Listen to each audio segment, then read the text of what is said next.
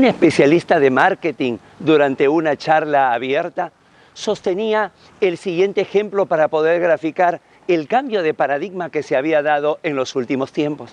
Señalaba que cuando nosotros éramos chicos, éramos niños, éramos menores, nuestros padres eran nuestros héroes, porque preguntábamos y lo sabían todo.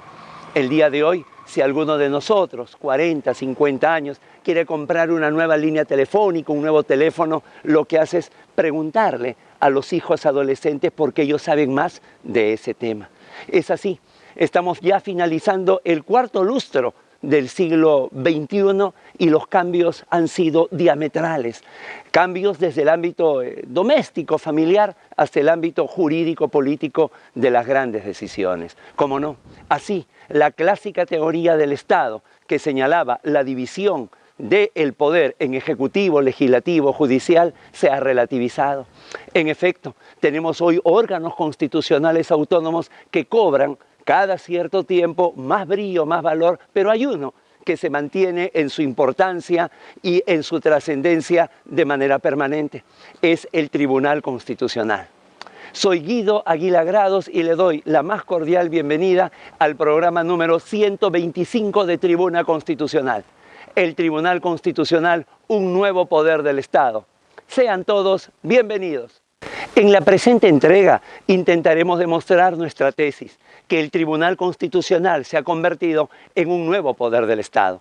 Cuando en entregas anteriores hemos señalado la enorme importancia que tiene el tránsito de un Estado legal de derecho, o un Estado de derecho, o un Estado social de derecho, a lo que hoy llamamos Estado constitucional de derechos, tiene un soporte que viene a ser un trípode. El primero de ellos, la transformación de una constitución eminentemente política. Cualquiera que tenga una constitución en la mano, eso reza en su carátula, constitución política del Perú, a una constitución jurídica. Sin embargo, cuando ya la Constitución se reviste como norma jurídica y suprema, lleva sus propias características dentro de su literatura. Es una norma incompleta, imprecisa e interpretable. Y allí, la última palabra la tiene el Tribunal Constitucional. La segunda característica, es decir, hemos pasado de un legislador todopoderoso, de un legislador omnipotente, a un legislador controlado, a un legislador sobrevolado. Y en ese sentido, para eso existe el proceso de inconstitucionalidad y los amparos contra las normas legales. En ambos casos, en el proceso de inconstitucionalidad, la instancia única es el Tribunal Constitucional. Y en el amparo contra normas legales, cómo no, la última instancia, el Tribunal Constitucional. Por último, el tercer giro que se ha dado, la tercera base sobre la que sostiene esta transformación es justamente que hemos pasado de que los derechos fundamentales solamente bastaba con ser reconocidos y protegidos, ahora a la búsqueda de su eficacia, a la búsqueda de que realmente se hagan realidad. Y en este sentido, quien va a indicar cuáles son los procederes, quien va a obligar a realizar determinadas actividades el Estado en sus sentencias es el Tribunal Constitucional. Como hemos podido ver a lo largo de esta transformación, a nivel de estas tres manifestaciones, vamos a encontrar un denominador común. Ese denominador común es el Tribunal Constitucional. Y lo hace a través de sus decisiones.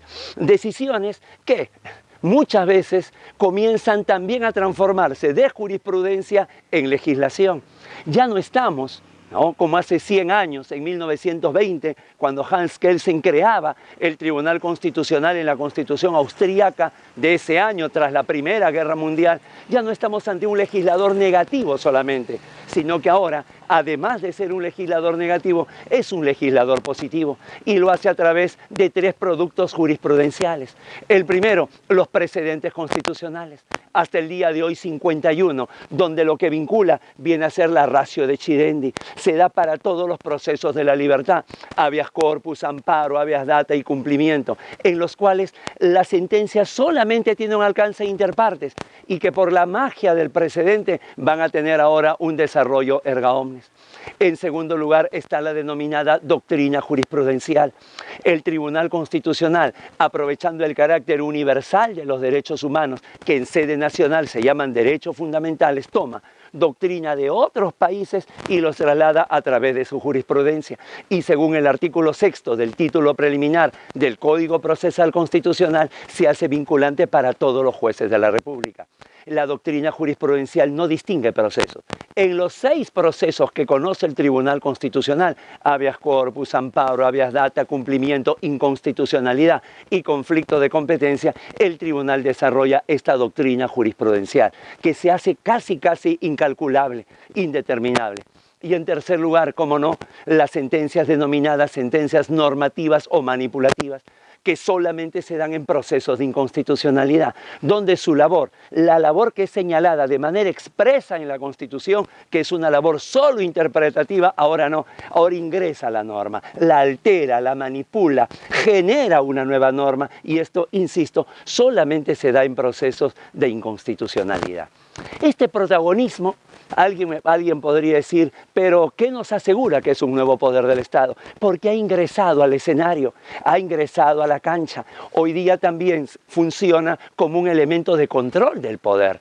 De tal manera que si hace 200 años, cuando el constitucionalismo balbuceaba en el mundo y luego en nuestro continente, el control era entre ejecutivo, legislativo y judicial, hoy podemos decir que el Tribunal Constitucional controla los 3. Comencemos por el Poder Ejecutivo. El Poder Ejecutivo tiene iniciativa legislativa y el Tribunal Constitucional puede declarar la nulidad de esa norma dada por el Ejecutivo, justamente a través de un proceso de inconstitucionalidad. Por otro lado, el Poder Ejecutivo muchas veces tiene que someterse a lo que el Tribunal Constitucional indica en sus sentencias. Muchas veces son obligaciones de hacer, son las denominadas políticas públicas dictadas por el Tribunal Constitucional. De tal manera que acá vemos cómo aparece de la misma estatura del Poder Ejecutivo. Con respecto al Poder Legislativo, seguramente es la parte más nítida que tenemos. ¿Por qué? Porque vamos a encontrar que el Poder Legislativo es el poder que da las normas, es el poder legiferante por excelencia, y ahí está el Tribunal Constitucional para controlarlo, no solamente con el proceso de inconstitucionalidad, sino también con el amparo contra normas legales en última y definitiva instancia. Y donde de alguna manera, por ejemplo en países como Colombia, se ha denominado el choque de trenes, acá no ha sido tanto.